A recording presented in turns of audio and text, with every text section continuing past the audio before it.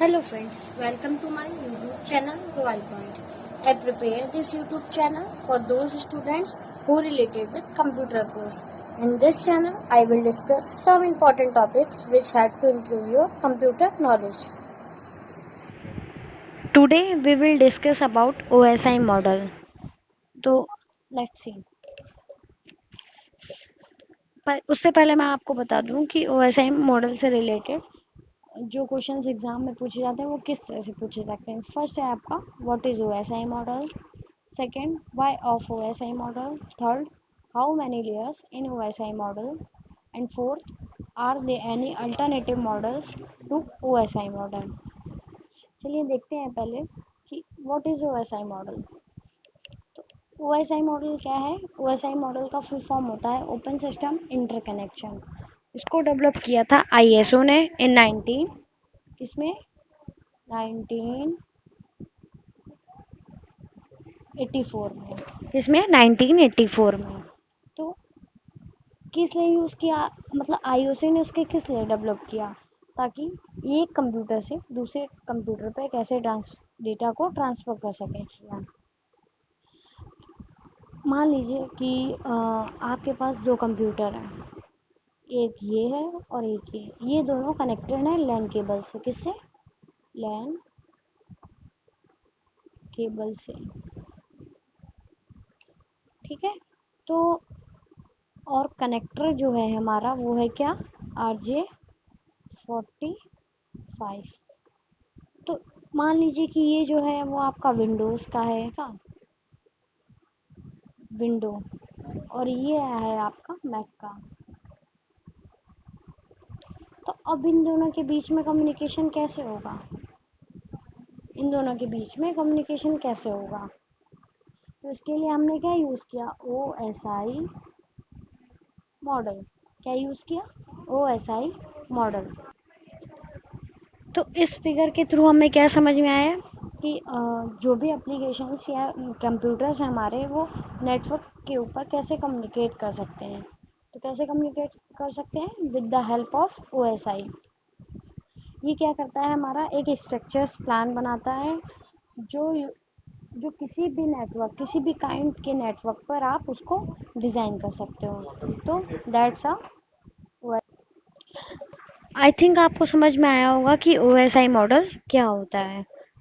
इसका full form होता है ओपन सिस्टम इंटरकनेक्शन। इसको डेवलप किया था ISO ने। क्यों डेवलप किया? एक दूसरे कंप्यूटर से क्या डेटा कम्युनिकेट करने के लिए। अब बात करते हैं हम वाई इज़ OSI मॉडल। हमें ज़रूरत क्यों पड़ी OSI मॉडल की? तो अभी जैसे कि पिछले पिक्चर में मैंने बताया कि क्यों ज़रूरत पड़ी हमें, ताकि जो भी एक बिग प्लेटफॉर्म होगा उस पर हम कैसे कम्युनिकेट कर सकें। मान लीजिए कोई एक सॉफ्टवेयर डेवलपर है और एक हार्डवेयर डेवलपर है, तो उन्हें अपनी नेटवर्किंग कनेक्टिविटी को बढ़ाना है, तो वो कैसे इम्प्रूव करेंगे? तो वो OSI मॉडल उनके लिए एक इजी वे था, जिसे वो क्या कर सकते थे कि अपने जो भी मतलब डेटा था उसको सेगमेंट्स के रूप में, यानी कि डेटा यूनिट्स के रूप में बांटकर उसे यूज़ कर सकते थे। तो इससे क्या हुआ कि उन्हें एक ईजी वे मिल गया अपने डेवलपिंग को और प्रोडक्टिविटी को बढ़ाने के लिए।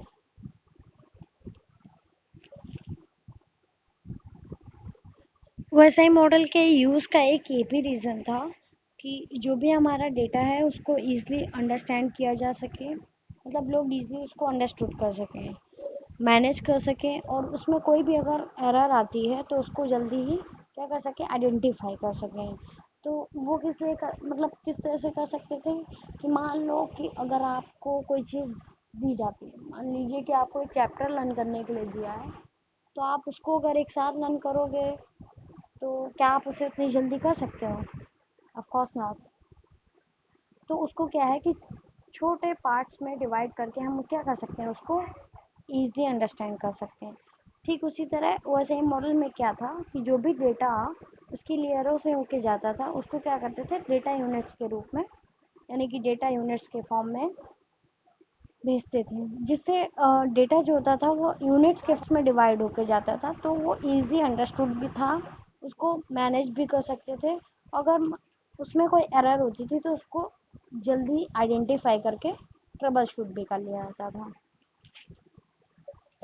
इससे आप ये तो समझ गए होंगे कि why is OSI model, OSI model क्यों है। थर्ड क्वेश्चन था हमारा, how many layers in OSI model, कि ओएसआई मॉडल में कितनी लेयर्स होती हैं। तो they are the 7 layers in OSI model.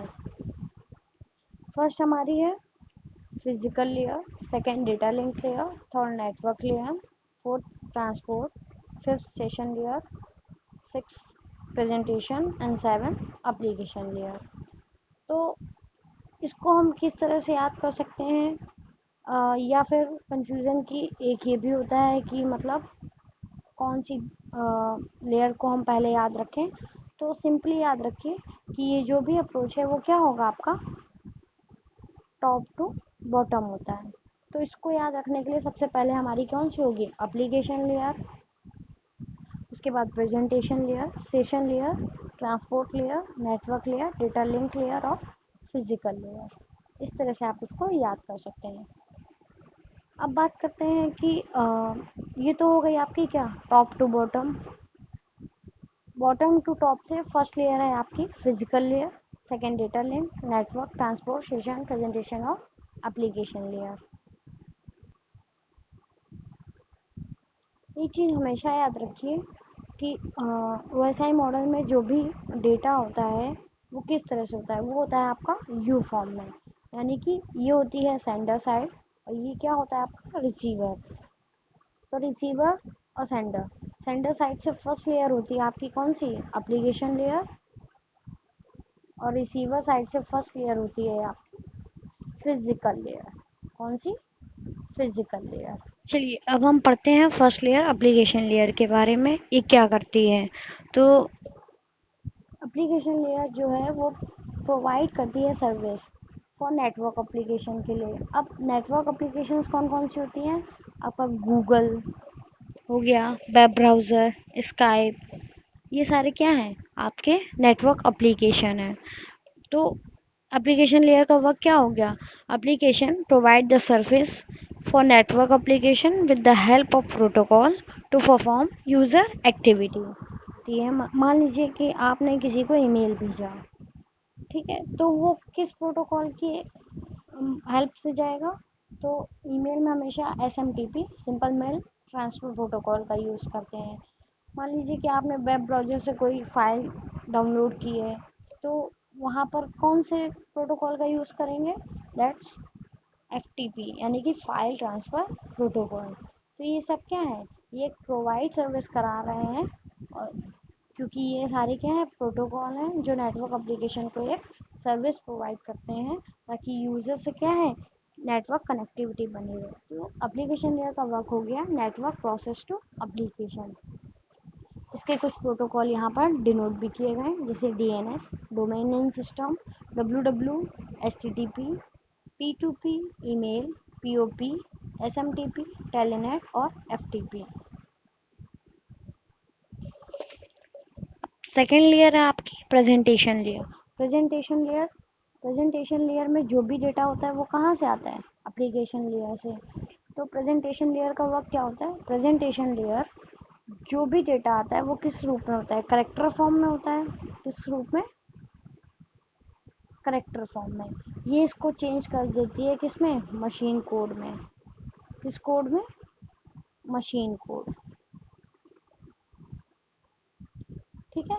तो मशीन कोड में तो इसका क्या काम हो गया, this process is called translation, this process is called translation.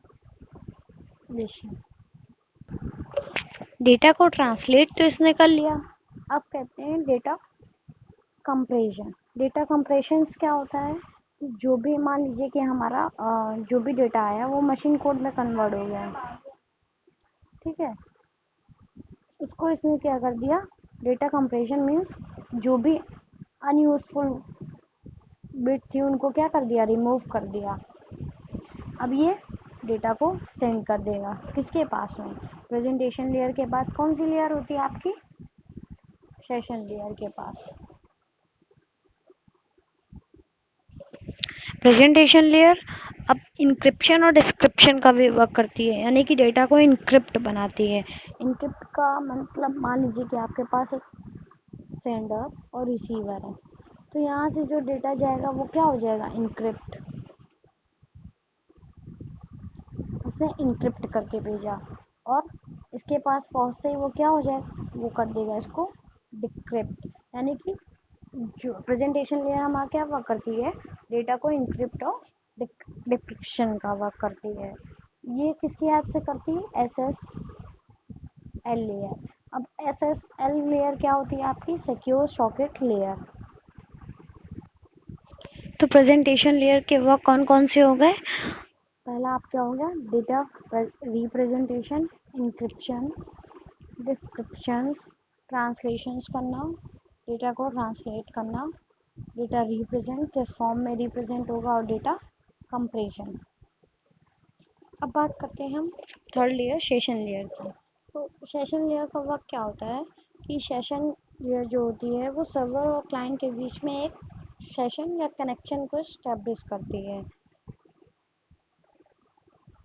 When connection is established, then server एक प्रोसेस करता है जिसको कहते हैं ऑथेंटिकेशन। क्या करता है कि यहाँ पर वो क्लाइंट से कुछ इन्फॉर्मेशन मांगता है, फिर क्लाइंट जो होता है वो क्या करता है कि इस ऑथेंटिकेट को करने के लिए यूज़र आईडी और पासवर्ड अपना डालता है, जिससे मतलब जो सेंडर होता है वो सेक्स करता है हु आर यू, तो उसके पास एक यूज़र आईडी और पासवर्ड होता है जिसके थ्रू क्या करता है कि वो इस चीज़ को एक्सेस कर पाता है। तो इस प्रोसेस को हम क्या कहते हैं, authentication. After the authentication, next जो प्रोसेस होता है वो होता है आपका ऑथराइजेशन। अब ऑथराइजेशन क्या होता है, authorization is the process to determine the help to the access the file. Authorization जिसके थ्रू क्लाइंट क्या कर सकता है कि सर्वर से रिक्वेस्ट करता है कि वो उसकी फाइल को क्या कर सकते हैं, एक्सेस कर सकता है। अगर सर्वर उसको ओके करता है then it will be authorize to access the file, but server is cancel. मतलब मीन्स क्या हुआ कि सर्वर ने अगर उसको नो कर दिया then it is not authorize to access the file. मतलब क्या हो जाएगा, ये अनऑथराइज हो जाएगा उस फाइल को एक्सेस करने के लिए। तो this process is called the authorization. अब बात करते हैं हम सेशन मैनेजमेंट की। सेशन मैनेजमेंट क्या होता है, आफ्टर द ऑथराइजेशन और ऑथेंटिकेशन जो एक कनेक्शन इस्टेब्लिश होता है, ठीक है, क्लाइंट और सर्वर के बीच में। तो मान लीजिए कि एक वेब ब्राउज़र है आपके पास जिसमें क्या है, इमेज और टेक्स्ट दोनों फाइल होती हैं, दिस इज़ वेब ब्राउज़र, ठीक है। तो जो भी क्लाइंट होगा सर्वर के पास से जो भी डेटा आएगा वो इमेज, टेक्स्ट या फिर इमेज जिस फॉर्म में भी आएगा उसको क्या करेगी, सेशन लेयर आइडेंटिफाई करेगी कि वो डेटा किस फॉर्म में है। यानी कि जो भी डेटा आता है वो डेटा पैकेट्स के फॉर्म में होता है, यानी कि वो टेक्स्ट के फॉर्म में है या फिर इमेज के फॉर्म में है, ठीक है। तो ये सेशन लेयर का वर्क होता है कि उसको आइडेंटिफाई कर सकती है कि जो हमारा डेटा पैकेट है वो किस फॉर्म में है। उसके बाद वेयर द डेटा गोज, तो अगर ये डायरेक्टली आपका किसके पास, वेब ब्राउज़र के पास जाता है, किसके पास जाएगा, वेब ब्राउज़र के पास। तो ये क्या करती है, सेशन लेयर एक सेशन मैनेजमेंट करवाती है, यानी कि एक सेशंस को इस्टेब्लिश कराती है। तो सेशन लेयर के थ्री मेनली वर्क कौन कौन से हो गए, फर्स्ट हो गया आपका सेशन मैनेजमेंट का, सेकंड हो गया ऑथेंटिकेशन, एंड थर्ड हो गया क्या आपका, ऑथराइजेशन। अब बात करते हैं हम फोर्थ लेयर की, क्या, जो कि है ट्रांसपोर्ट लेयर। अब ट्रांसपोर्ट लेयर क्या होता है कि end to end connection provide करवाती है, और सेकेंड रिलायबल होती है। ये इसके मेन वर्क हो गए क्या, एंड टू एंड कनेक्शन और रिलायबिलिटी। थर्ड जो इसका वर्क होता है वो है सेगमेंटेशन। क्या हो गया आपका, सेगमेंटेशन।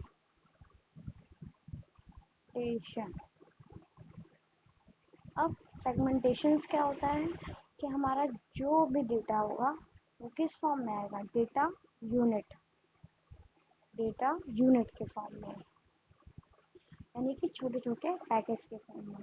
तो इसी को कहते हैं, ये होते हैं हमारे सेगमेंट्स। ये क्या होते हैं? सेगमेंट्स। तो इसी प्रोसेस को हम क्या कहते हैं? सेगमेंटेशन। यानी कि जो भी डेटा आएगा वो हमारे किस फॉर्म में आएगा? डेटा यूनिट, यानी कि छोटे छोटे पैकेट्स के रूप में। फोर्थ वर्क है हमारा क्या? Flow control. अब फ्लो कंट्रोल क्या होता है? फ्लो कंट्रोल होता है जो हमारे डेटा के अमाउंट को क्या करता है? कंट्रोल करता है। मान लीजिए कि आपने कोई फाइल डाउनलोड की, ठीक है, गूगल, एंड ये हो गया आपका मोबाइल। आपने गूगल से कोई फाइल ट्रांसफ़र की। आपके मोबाइल की स्पीड है 10 Mbps, और गूगल की जो है, मतलब गूगल जिस स्पीड से भेजेगा वो है 100 Mbps। तो अब इतने में, मतलब इस स्पीड से डेटा आपके फ़ोन में तो नहीं आ सकता, तो आप क्या करोगे? ट्रांसपोर्ट लेयर की हेल्प से इसको क्या करोगे? मैसेज प्रोवाइड करवाओगे कि जो भी डेटा है वो किस स्पीड से है? 10 Mbps की, Mbps, ठीक है। तो ये क्या करेगा? उसको 5 Mbps की स्पीड से भेजेगा। तो ये क्या हो गया कि इससे क्या होगा? डेटा जो आ जाएगा वो स्लो हो जाएगा। देन अगेन फिर ये क्या करेगा? इसको कहेगा कि 10 Mbps की स्पीड से आप डेटा को सेंड करिए। फिर ये इसको क्या करेगा? चेंज करके 10 Mbps कर देगा, जिससे क्या हो जाएगा? डेटा फास्टली और बिना एरर के आपके मोबाइल में डाउनलोड हो जाएगा। तो ये क्या करता है? फ्लो कंट्रोल, यानी कि जो हमारा डेटा 100 Mbps की स्पीड से जाना था वो क्या हो गया? अब 10 Mbps, जो कि आपके मोबाइल की रिक्वायर्ड रेंज है। तो that's process is called the flow control. तो फ्लो कंट्रोल हमारा क्या करता है? डेटा का जो भी अमाउंट है उसको क्या करता है? कंट्रोल करता है और उसको रिलायबल बनाता है। ठीक है, अब बात करते हैं एरर कंट्रोल की, कि what is the error control. Error control में क्या होता है कि हमारा जो भी डेटा जाता है वो क्या करता है कि अगर कोई भी डेटा मिसिंग है, आपका मिसिंग है, तो वो क्या करेगा कि एक टेक्निक होती है जिसका नाम होता है चेकसम। यानी कि उस टेक्निक के थ्रू उसको चेक करेगा कि क्या डेटा कोई मिसिंग है। अगर आपका कोई डेटा मिसिंग होता है तो क्या करता है कि एरर कंट्रोल के थ्रू ऑटोमेटिक रिपीट रिक्वेस्ट करके उसको चेक सम के थ्रू क्या कर देता है? डेटा को सही कर देता है। और ये जो मिसिंग डेटा है वो यहाँ पर क्या हो जाता है कि डेटा पैकेट्स के रूप में आ जाता है, जिससे हमारी क्या होती है कि जो एरर होने के चांसेस होते हैं वो बहुत कम होते हैं। इस टेक्निक को याद रखिएगा कि चेकसम टेक्निक क्या होती है। इसके थ्रू हमारा डेटा क्या हो जाता है? वो मैच हो जाता है। तो मान लीजिए ये 1 है तो ये 1, ये 2 है तो ये 2, ये 3 है तो ये 3। तो चेक सम के थ्रू हमारा डेटा क्या होगा? मैच हो जाएगा, जिससे क्या होगी कि हमारे डेटा में एरर नहीं होगी, हमारा डेटा क्या होगा? लॉस नहीं होगा। तो ट्रांसपोर्ट लेयर का एक ये भी वर्क होता है कि वो एरर कंट्रोल। तो अभी तक हमने कितने वर्क पढ़े ट्रांसपोर्ट लेयर के? फर्स्ट, रिलायबल होता है ये। Second, segmentation. Third, flow control. Fourth आपका है एरर कंट्रोल। और ये डेटा को क्या करता है? रिलायबल भी बनाता है। अब बात करते हैं हम किसकी? नेटवर्क लेयर की। नेटवर्क लेयर क्या होती है? इसका वर्क क्या होता है? ठीक, तो नेटवर्क लेयर का वर्क होता है पाथ डिटरमिनाइजेशन और लॉजिकल एड्रेसिंग। अब ये लॉजिकल एड्रेसिंग क्या होता है? लॉजिकल एड्रेस का मीन्स होता है आईपी एड्रेस। मतलब आईपी एड्रेस के थ्रू, आईपी एड्रेस क्या होता है? हर डिवाइस का एक यूनिक आईपी एड्रेस होता है। इनफैक्ट कंप्यूटर का भी क्या होता है? एक यूनिक आईपी एड्रेस होता है। पाथ डिटरमिनाइजेशन क्या होता है? पाथ डिटरमिनाइजेशन का होता है कि जो नेटवर्क लेयर होती है वो एसपीएफ है आपका एक प्रोटोकॉल। ठीक है, तो ओपन सिस्टम पाथ फर्स्ट, यानी कि जो भी पाथ फर्स्ट होता है उसको क्या करती है? एक्सेप्ट करके आपके डेटा को जल्दी, मान लीजिए कि ये है, इस दो रास्ते हैं, ये आपका स्कूल है और ये आपका घर है, ठीक है। यहाँ से जाने के दो रास्ते हैं, एक आप ऐसे ऐसे और ऐसे ऐसे जाओ, और एक आपका सीधा रास्ता है। तो ये आप किस रास्ते से जाओगे? इस रास्ते से। तो वही फिर नेटवर्क लेयर का वर्क है कि वो क्या करती है, पाथ डिटरमिनाइजेशन। इसको, तो इस प्रोसेस को हम कहते हैं पाथ डिटरमिनेशन। Path determination.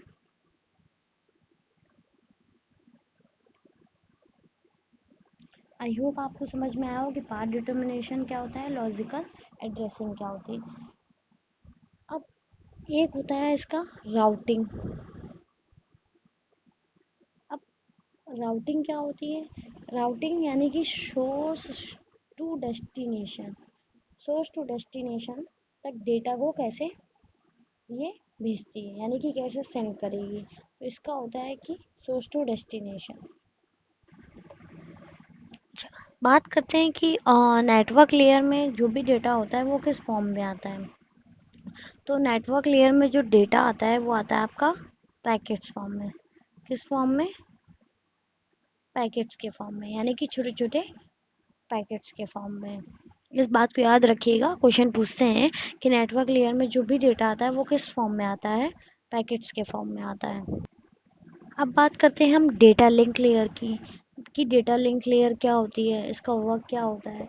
तो डेटा लिंक लेयर का वर्क होता है कि इसमें जो भी डेटा फ्रेम्स, यानी कि जो भी हमारे पैकेट्स आते हैं नेटवर्क लेयर से, यहाँ से जो भी पैकेट्स आएंगे उनको वो क्या करती है,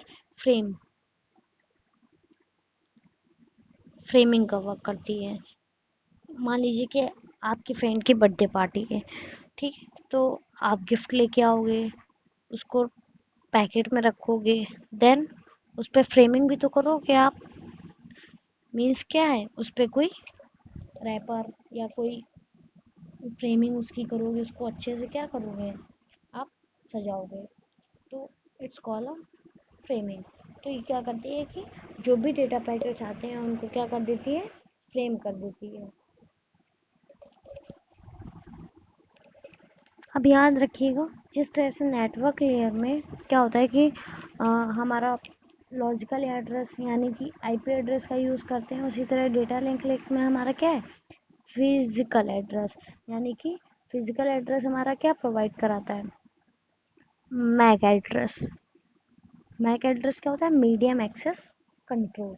वो ये बताता है कि हमें कौन सी फाइल को एक्सेस करना है, क्या हमारा मीडियम है, तो मैक एड्रेस। और मैक एड्रेस जो होता है वो हर डिवाइस में क्या होता है, जितने भी एनआईसी यानी कि नेटवर्क कंपोनेंट्स होते हैं, यानी कि नेटवर्क कार्ड जो होते हैं, उनका सबका क्या होता है, मैक एड्रेस अलग होता है। हब में पोर्ट्स होते हैं, तो हब में हर पोर्ट का क्या होगा, मैक एड्रेस अलग अलग होगा। तो ये हमेशा याद रखिएगा कि जो भी मैक एड्रेस होता है वो कभी भी सेम नहीं हो सकता, मैक एड्रेस डिफरेंट होते हैं सभी के। डेटा लिंक लेयर डेटा को क्या करती है, एरर फ्री बनाती है। मतलब इसका भी वर्क क्या है, डेटा को एरर फ्री बनाना। मतलब उसमें फ्रेम्स के रूप में जाएगी तो डेटा को एक बार वो चेक ज़रूर करेगी कि डेटा में कोई एरर तो नहीं है। अगर कोई एरर है तो वो उसको क्या करेगी, एरर को रिमूव कर देती है, और उसके बाद डेटा को फिजिकल लेयर के पास ट्रांसफ़र कर देती है। अब बात करते हैं हम ओएसआई मॉडल की लास्ट लेयर, फिजिकल लेयर के बारे में। इसका वर्क क्या होता है, कौन कौन से मीडियम यूज़ करते हैं इसमें हम। तो जो फिजिकल लेयर होती है हमारी, तो वो क्या करती है कि जो भी हमारा डेटा आता है डेटा लिंक लेयर से, जो भी डेटा फ्रेम्स के रूप में आता है उसको क्या करती है, बिट फॉर्म में चेंज कर देती है। बिट फॉर्म में चेंज करने के बाद वो इसको फिजिकल मीडियम हमारा क्या है, कुछ भी हो सकता है, वायरलेस या फिर वायर भी हो सकता है। तो उसके थ्रू हमारा क्या होती है, इसको भेजती है किसके पास, रिसीवर साइड की फर्स्ट लेयर यानी कि फिजिकल लेयर के पास। तो यहाँ से हमारा डेटा क्या होता है, बिट फॉर्म में जाता है। और फिजिकल लेयर हमारी क्या होती है, हार्डवेयर ओरिएंटेड होती है, यानी कि ये फुल्ली हार्डवेयर ओरिएंटेड होती है। इसमें बहुत सारी डिवाइसेस वर्क करती हैं। जैसे हमारा जो हब है वो किस लेयर पे वर्क करता है, फिजिकल लेयर पे। तो यहाँ पर मीडियम, सिग्नल्स और बाइनरी ट्रांसमिट यानी कि बिट के फॉर्म में हमारा डेटा जाता है। तो ये थी हमारी क्या 7 लेयर्स ओएसआई मॉडल की, जो कि मैंने एक्सप्लेन कर दी है। अगर कोई भी आपसे पूछता है कि टॉप से फर्स्ट लेयर कौन सी है, दैट्स एप्लीकेशन लेयर। बॉटम से फर्स्ट लेयर फिजिकल लेयर, या फिर रिसीवर साइड से फर्स्ट लेयर कौन सी है, या सेंडर साइड से। तो सेंडर साइड से हमारी फर्स्ट लेयर होती है एप्लीकेशन, और रिसीवर साइड से फर्स्ट लेयर कौन सी होती है, फिजिकल लेयर। इसमें जो भी डेटा का फ्लो होता है वो होता है आपका यू फॉर्म में, ये याद रखिएगा। डेटा ट्रांसमिट किस फॉर्म में होता है, यू फॉर्म में होता है, मीन्स सेंडर से रिसीवर की ओर। आई होप आपको इतनी ये 7 लेयर समझ में आ गई। अगर कोई भी प्रॉब्लम हो तो नीचे कमेंट में करके मुझे ज़रूर बताइएगा। अब आपका फोर्थ क्वेश्चन था, are they any alternative models to OSI model. चलिए देखते हैं कि ओएसआई मॉडल के कंपैरिजन में कोई मॉडल है। Yes, TCP IP model. TCP IP model क्या है, ओएसआई 7 लेयर्स के मॉडल के कंपैरिजन में मॉडल तैयार किया। तो ओएसआई मॉडल क्या है, हमारा एक रेफरेंस मॉडल है, यानी कि काल्पनिक मॉडल है जिसे हम क्या कर सकते हैं, सिर्फ थियोरेटिकली बेस्ड पढ़ सकते हैं, लेकिन उसका इम्प्लीमेंटेशन नहीं होता है। लेकिन टीसीपीआईपी का हम रियल यूज़ करते हैं। तो टीसीआईपी में क्या है, फर्स्ट लेयर हमारी क्या होती है, यानी कि डेटा लिंक, जो ओएसआई की डेटा लिंक और फिजिकल लिंक से मिलके बनी होती है। सेकेंड हमारी है इंटरनेट। ट्रांसपोर्ट लेयर में क्या होता है, सेशन और ट्रांसपोर्ट दोनों कंबाइन होती हैं। और ये आपकी एप्लीकेशन लेयर। तो टीसीपीआईपी मॉडल बस इतना याद रखिएगा कि कोई भी ओएसआई मॉडल के अगर कंपैरिजन में आया था तो वो था टीसीपीआईपी मॉडल, जिस पे आज भी हम वर्क कर रहे हैं। ओएसआई मॉडल एक सिर्फ रेफरेंस मॉडल है जिसको हम थियोरेटिकली बेस पढ़ते हैं। टीसीपीआईपी के बारे में मैं बात करूँगी नेक्स्ट क्लास में। अभी के लिए थैंक यू। आपको कोई भी प्रॉब्लम हो तो नीचे कमेंट में मुझे बताइएगा, और प्लीज़ सब्सक्राइब कर दीजिएगा, लाइक करिए और शेयर करें, और बेल आइकन को ज़रूर प्रेस करिएगा ताकि मेरी जो भी न्यू वीडियोज़ आए आप तक पहले पहुँचे।